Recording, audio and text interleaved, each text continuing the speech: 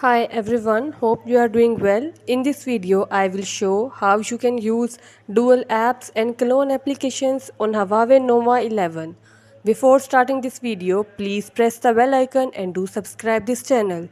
Let's start our video without wasting any time.